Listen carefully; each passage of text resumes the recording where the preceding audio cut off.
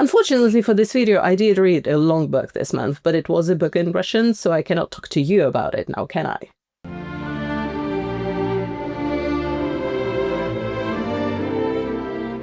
I've decided to take you out on my tiny balcony this month, mostly to show off my cherry tomatoes and my cucumbers. I don't think there is one in shot. There we go. There's a tiny one here. I've already eaten a few. There we go. Is it my baby? Okay, so I got really frustrated with my book choices last month, and I cannot say that I necessarily learned my lesson, but at least I started the month with a book that I liked. I decided to reread Bel Ami. I read it as a teenager, and I cannot say that I remembered much about it, and weirdly, I also had a different ending for it in my mind for some reason. Did the movie adaptation give him a different ending, maybe? Because I seem to remember him losing everything and having to start over. And that's not what happens, and ironically the book starts in a way that would make this ending work too. Because in the beginning, when Duroy first meets Forcier, he throws in that line in there about money that would work really well if he had to repeat it at the end as a refrain. It goes something like, "I only need my wits to come out on top." It would have hit really well if he had to start over at the end there. But I'm getting ahead of myself. If you're familiar, Bel Ami is about this scoundrel who, through wits, some cunning, some machinations and manipulations, and mostly affairs with married women, manages to build himself a career, some fortune, and a social standing. I think the thing that catches most attention is the affairs with women, and yes, it is a huge plot point, but it's not the only one. The one that caught my attention is the death motive, which is actually quite poignant with Forestier's death and how Duroy processes it, or doesn't process it at all. What the fuck? There is this huge portion in the middle there that is full of that primal fear of death. It's quite powerful. But the main storyline is about Duroy and his questionable character, and even more questionable methods that he's using to get to the top, while he is very mid. And I do not want to spend our time here condemning him for his misdeeds. I do not think that you can come out of this story with a favorable view of him, but, and stay with me here, I think we can actually learn something from him. On the morally grey side of things, you could say that Maupassant paints a picture of social dynamics that haven't actually changed since 1885. Connections are still the way to getting through the door, exaggerating your accomplishments is still done, and sometimes completely fabricating them, and market manipulations can wield dividends. And I don't necessarily encourage any of it, except maybe networking. That's the rule of the game, you need to do it, even if you hate it as much as I do. But if you're not willing to do any of the rest of that stuff because of the blasted moral code, keep in mind that other people might be willing to do it, and you need to look out for people like that. You'll definitely encounter people like Duroy in your career, just be careful. But the thing that I caught from Duroy, and the thing that we could potentially adapt from him, is his ability to let go of things and reprioritize. A plot point that comes to mind is when he gets obsessed with this idea of his wife cheating on him, and he continuously tortures himself with the thoughts of it, and he tortures her too, but at one point he simply just goes like, so what? What if she's cheating? And he completely lets go of that anxiety. He starts a plan to get a revenge on her in that moment too, so I don't encourage that, but I would say that this ability to let go of the obsessive thoughts and anxieties is something that we could all use. Overall, I simply enjoyed the process of reading this book, despite the subject matter. I was thinking about it actually. On this channel, I mostly talk about Russian lit, and Russian classics don't have many books like this that deal with social issues, yes, but also are plot-driven and actually fun to read. The only big one that comes to mind is probably Anna Karenina, but Tolstoy gets distracted a lot, so it gets quite dense. I would not maybe dare to say that Tolstoy should have cut some of it, but there is an alternate universe somewhere where Anna Karenina is maybe 20 to 30% shorter, and I would say that it's probably a superior version. I also reconfirmed that I prefer French literature. That was my opinion, like way back when in my teenage years, and it seems to be true now. Huh? Wonderful.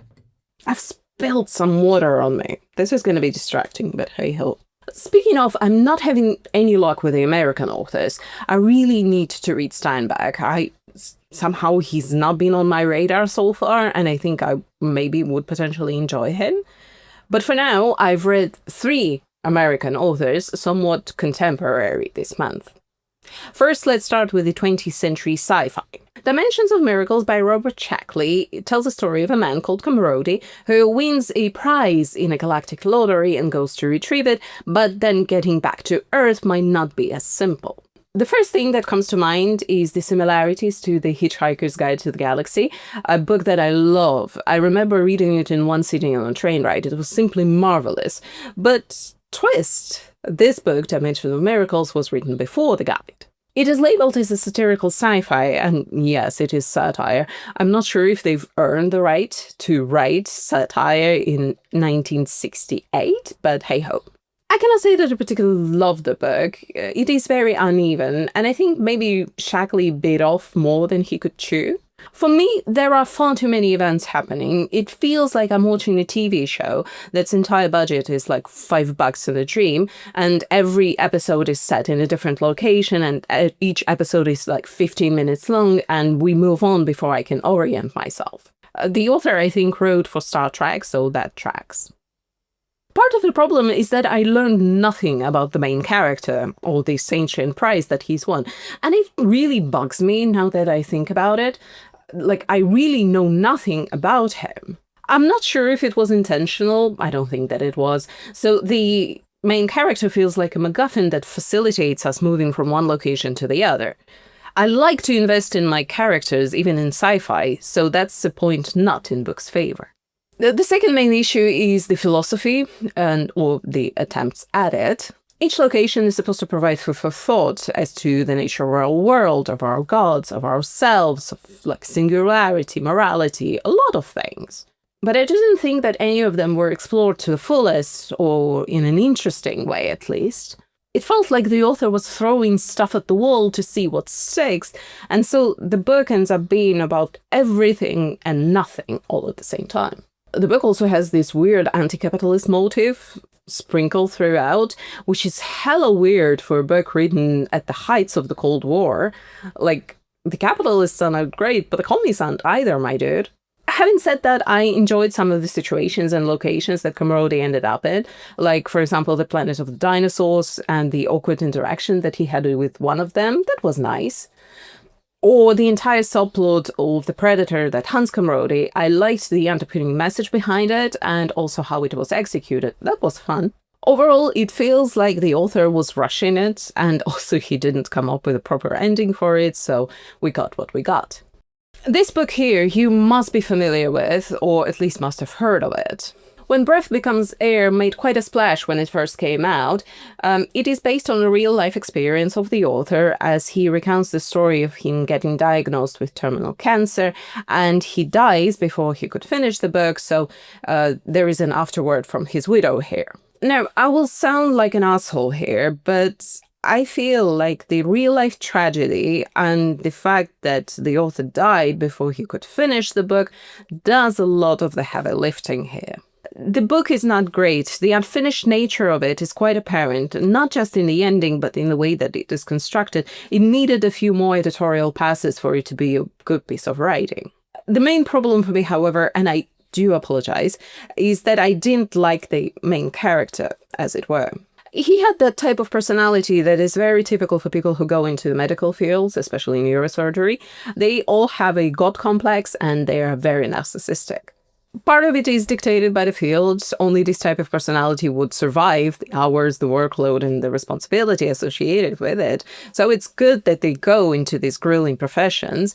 It's just that I cannot stop being appalled by what we as a society put the doctors through and say that it's okay that they've chosen this. But that's a whole different conversation that is only tangentially connected to this book.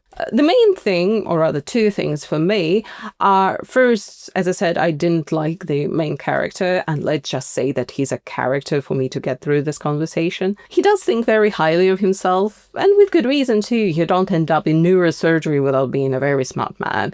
It's just that the constant name dropping of the books that he's read and the authors that he's read was quite annoying.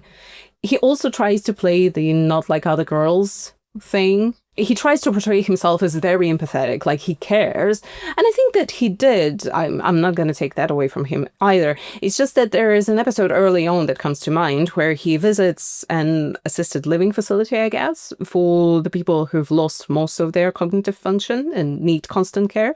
And he gets very high and mighty about how the families don't visit these patients too much and how the staff doesn't dote on them. And there is a whole conversation to be had here because the morals are not straightforward.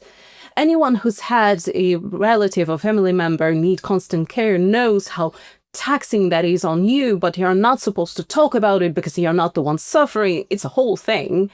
But the author on it manages the most basic level of like introspection here, and his outcome of it is that he says that he's going to care for all of his patients. Okay, that's great, but I don't think that it hits the way you wanted it to hit. It doesn't take a lot of empathy to feel for people in that care facility. It's the most, like, human thing to do. No brownie points for you. And there are a couple of more episodes like this where he tries to show his empathy, when in reality it's just like the most human decency thing that he tries to play off as something groundbreaking. And I do think that it is the environment and the cognitive bias. People working in medical professions, they sometimes lose track of what we believe to be normal, and they exist in their own world. What is normal and like the most basic of things for us might not be for them, and vice versa. But the book is actually not about that, sorry. The second thing is a personal issue. Paul, I think his name is Paul. Yeah, Paul. Paul tells a story of him starting to get like symptoms and feeling the pain, and he as a doctor knew what it could be, but he still pushed back on getting it properly checked out and diagnosed.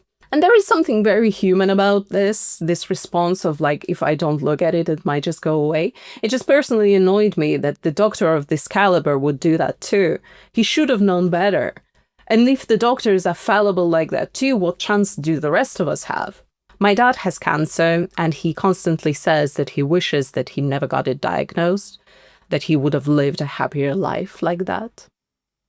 I went into this book knowing the ultimate spoiler, that he's not going to make it till the end, but I only felt something when his widow took over the narration. That's when it hit me.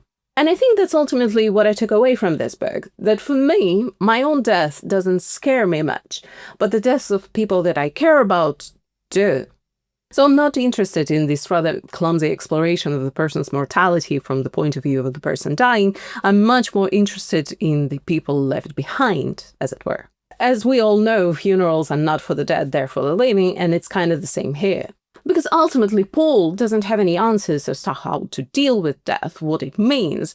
He even died without truly knowing what was important to him, which was hella sad. The book is valuable for this attempt at exploring the feelings that come from the diagnosis, how life-changing it is, how unclear it all becomes, how there is no one path forward, how it all becomes relative.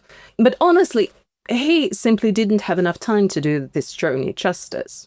On the meta level, it works, like death can come at any moment and all your plans go to shit, but for a piece of literature, it's not ideal.